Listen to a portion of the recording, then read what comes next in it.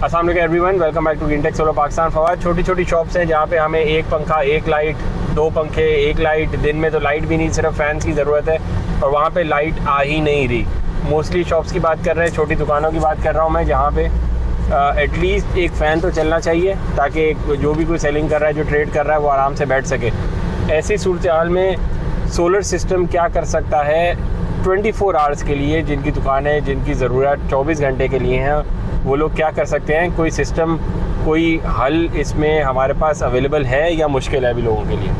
बिल्कुल सोल्यूशन है सॉरी। और काफ़ी अरसे से लोग अडॉप्ट भी कर रहे हैं इसको, लेकिन एक मेजॉरिटी आवाम है कि जो नहीं अडॉप्ट कर पा रही। उसकी वजह वही है कि लैक ऑफ इन्फॉर्मेशन है और लैक ऑफ अवेयरनेस है।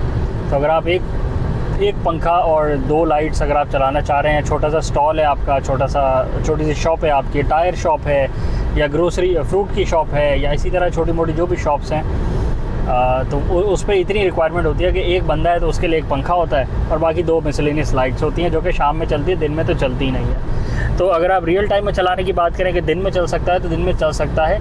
एक सोलर पैनल लगता है। सोलर पैनल आप 150 वाट, 180 वाट, 200 वाट का ले सकते हैं।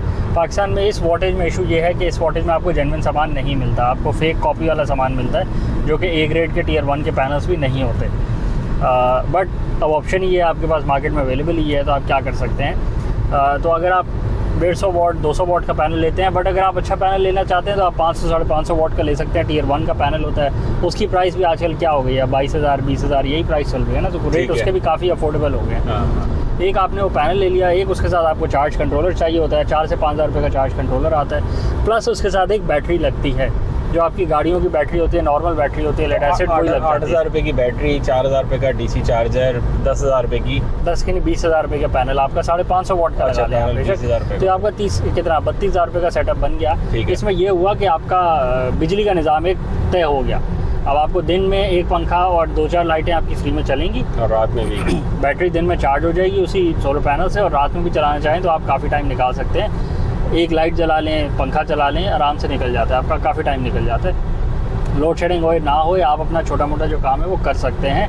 आपको फ्री में बिजली आ रही है, बिजली का बिल देने की भी ज़रूरत नहीं है। बिजली के बिल के हालात तो ये हैं कि उसमें बिजली का बिल कम होता है, टैक्स से ज़्यादा होते हैं। तो ये जो आपने 30-32 हज़ार रुपये की इन्वेस्टमेंट करी है, आपके भी 12-14 महीने में आपकी ये इन्वेस्टमेंट भी रिकवर हो जाएगी, बेशक आपने छोटा सेटअप ही लगाया है। ठीक है, इन्वेस्टमेंट से ज़्यादा मेरे पास लाइट तो होगी ना, मैं अपना मोबाइल चार्ज कर सकता हूँ, मैं अपना वेइंग स्केल चला सकता हूँ। अगर मेरे पास छोटा सा है, मेरे पास एक लाइट फैन चल रहा होगा दिन में भी रात में भी, जिससे मैं 24 आवर्स अपना बिजनेस रन कर सकता हूँ। बिल्कुल ऐसे ही है। तो आप अपने ऑपरेशंस कर सकते हैं हर छोटी दुकान, और यही सेटअप अगर आप किसी छोटे फ्लैट वाले के पास ले जाएं या किसी छोटे घर वाले के पास ले जाएं कि जिसको एक पंखा 2-4 लाइटें चलानी है, तो यही सिस्टम है, वो भी ये लगवा सकता है। रिमोट एरियाज़ में आपने देखा होगा जिनके घर पहाड़ों के ऊपर हैं, वो तो इस सिस्टम को अब सोचे बगैर अडॉप्ट कर रहे होते हैं, क्योंकि उनके यहाँ ट्रांसमिशन लाइन पहले ही अफेक्टेड है, फिर आती है बिजली तो जाती बहुत है, और फिर वही बिलिंग का मसला है। तो उसमें बहुत सारे लोगों ने यही किया हुआ है कि जो गांव में या बाकी छोटे शहरों में रह रहे हैं, पहाड़ों के ऊपर रह रहे हैं, रिमोट एरियाज़ में रह रहे हैं, उन्होंने यही सिस्टम लगवाए हुए हैं छोटे छोटे, और वो अपना दिन में, पहले वो बैटरी उठा के करीबी शहर ले जाते थे चार्ज करवाने, अब वो अपनी छत पे ही कर लेते हैं। तो फ़ायदा ये हुआ कि बैटरी भी चार्ज हो गई। बाकी ऑफ कोर्स जो लोग बात करते हैं कि जी बैटरी की अगर आप कॉस्ट बीच में डालें तो उसकी रिप्लेसमेंट कॉस्ट ये है और वो है, भाई जब बिजली नहीं आ रही ना, तो उसकी कॉस्ट भी तो कहीं डालनी है ना। ना बिजली आ रही है, ना फ़ोन चार्ज हो रहा है, ना पंखा चल रहा है, गर्मी से आप परेशान हैं, काम कोई आप कर नहीं पा रहे, कुछ भी नहीं चल रहा आपका, बगैर बिजली के क्या चलता है, कुछ भी नहीं। तो उसमें भी तो आप कॉस्ट डालें ना कि नॉन प्रोडक्टिविटी की कॉस्ट क्या है। तो आप अगर उसको प्रोडक्टिवली यूज़ कर रहे हैं तो ऑफकोर्स आप जो कॉस्ट बैटरी पे आपने लगाई है वो आप रिकवर कर रहे हैं ना। अगर आप किसी दुकान पे लगा रहे हैं तो बिजली जो आप प्रोड्यूस कर रहे हैं उसको कोई काम कर रहे हैं ना, तो काम करके आप अपना फ़ायदा कर रहे हैं, तो उस फ़ायदे में आप ये कॉस्ट डालेंगे। ऑन दी अदर एंड अगर आप बिजली का बिल पे कर रहे होंगे तो बिजली के बिल में आप बिजली का बिल दिए जाएंगे, बार बार दिए जाएंगे, तो उसमें वो परेशानी कि अनइंटरप्टेड पावर भी नहीं आ पा रही है आपको, बिजली का बिल बढ़े भी जा रहा है, तो वो टेंशन भी है।